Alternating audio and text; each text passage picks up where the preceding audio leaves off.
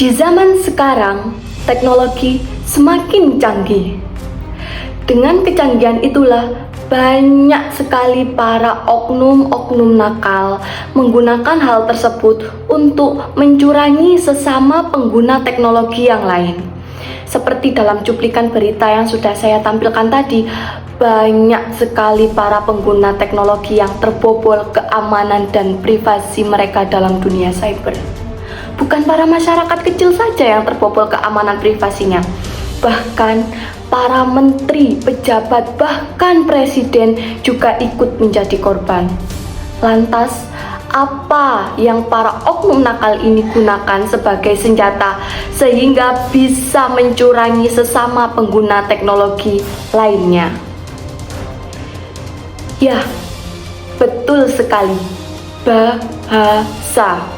Pasti di antara kalian bertanya-tanya bukan, bagaimana bahasa bisa mempengaruhi keamanan dan privasi cyber. Nah, pada pertemuan kali ini saya akan menjelaskannya pada kalian. Bahasa dapat mempengaruhi keamanan cyber karena komunikasi digital melibatkan penggunaan bahasa untuk berkomunikasi dan berinteraksi dengan orang lain. Dalam konteks keamanan cyber, bahasa yang digunakan untuk berkomunikasi dapat mempengaruhi seberapa aman data dan informasi yang dipertukarkan. Misalnya, penggunaan bahasa yang ambigu atau tidak jelas dalam email atau pesan teks dapat menyebabkan kesalahpahaman, memungkinkan penipuan atau serangan phishing. Orang yang mencoba memperoleh informasi sensitif atau mengambil alih akun Anda dapat memanfaatkan ketidakjelasan bahasa atau kesalahan pengejaan dalam pesan yang mereka kirimkan.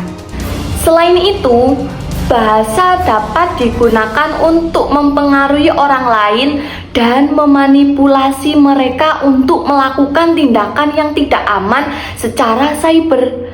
Misalnya, serangan phishing seringkali melibatkan pesan yang menggunakan bahasa yang menakutkan atau memaksa orang mengklik tautan atau membuka lampiran yang berbahaya.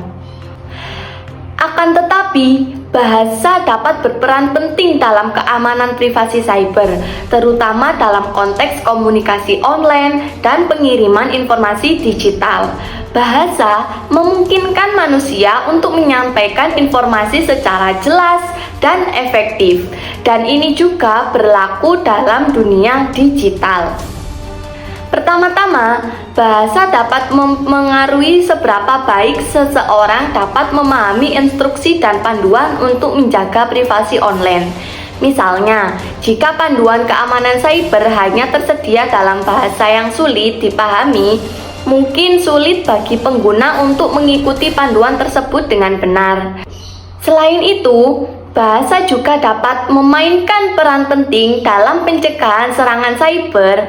Bahasa pemrograman misalnya digunakan untuk membuat sistem keamanan yang mampu melindungi informasi digital dari ancaman seperti peretasan, virus, dan serangan cyber lainnya. Bahasa juga dapat mampu membantu dalam mengidentifikasi ancaman cyber dan tindakan yang perlu diambil untuk mengatasi mereka.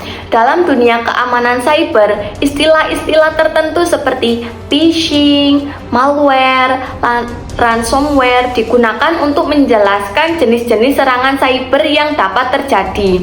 Dengan memahami bahasa ini, pengguna dapat lebih mudah mengidentifikasi ancaman dan mengambil tindakan yang sesuai.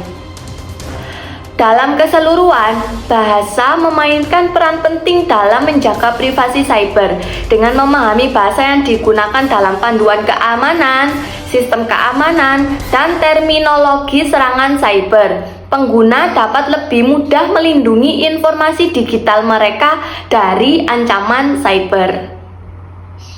Oleh karena itu, penggunaan bahasa yang jelas dan efektif dalam komunikasi digital dapat membantu meminimalkan kesalahan dan kekurangan dalam keamanan cyber. Selain itu, pemahaman tentang cara-cara penipuan dan manipulasi yang dilakukan melalui bahasa dapat membantu meningkatkan kesadaran dan kehati-hatian penggunaan dalam menghadapi ancaman cyber. Penjelasan berikutnya yaitu tentang jenis-jenis serangan cyber, terutama dalam hal bahasa dan keamanan privasi cyber. Bahasa dapat digunakan dalam serangan cyber, terutama dalam keamanan privasi cyber. 1. Penipuan phishing melalui email. Penyerang dapat menggunakan bahasa dan konten yang menipu dalam email yang mereka kirimkan ke korban, seperti mengaku sebagai perusahaan atau organisasi yang dikenal oleh korban, atau mengancam untuk mengambil tindakan hukum jika korban tidak mengungkapkan informasi pribadi mereka. Wow, sangat berbahaya sekali ya. Yang kedua, serangan malware melalui file dokumen. Serangan malware dapat disamarkan dalam file dokumen yang tampak tidak berbahaya seperti file PDF, dokumen Word, atau Excel. Penyerang dapat memanfaatkan celah dalam bahasa atau konten dari file tersebut untuk menginfeksi sistem program. Seperti yang marak pada kejadian baru-baru ini, yaitu si penyerang yang berpura-pura menjadi kurir paket. Kemudian, ia mengirim sebuah file aplikasi yang berupa pembobol sistem keamanan privasi sang korban, seperti pada gambar di samping. Setelah si korban membuka file tersebut, maka data diri serta semua sandi dan privasinya sudah terbobol.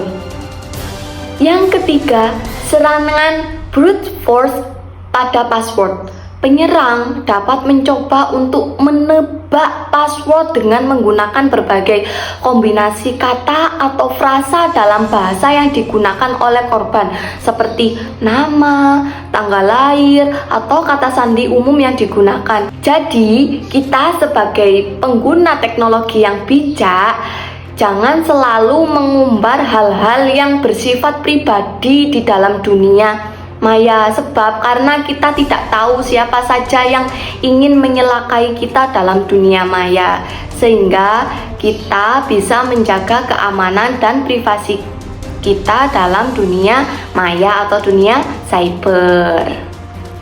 Yang keempat yaitu menipu dengan social engineering. Apa itu social engineering? Social engineering adalah teknik memanipulasi yang memanfaatkan kesalahan manusia untuk mendapat akses pada informasi pribadi atau data-data berharga. Social engineering digunakan untuk menipu korban agar memberikan informasi sensitif seperti kata sandi, nomor kartu kredit, atau informasi akun bank. Yang kelima, membuat pesan palsu. Penyerang dapat menggunakan bahasa untuk membuat pesan atau informasi yang palsu seperti email palsu atau situs web palsu yang dapat membingungkan atau menipu korban untuk memberikan informasi sensitif. Nah, oleh karena itu, pengetahuan tentang bahasa dan bagaimana bahasa digunakan dalam serangan cyber dapat membantu meningkatkan keamanan privasi cyber Anda. Sekian penjelasan dari saya. Bila ada salah kata, saya ucapkan maaf yang sebesar-besarnya. Wassalamualaikum warahmatullahi wabarakatuh.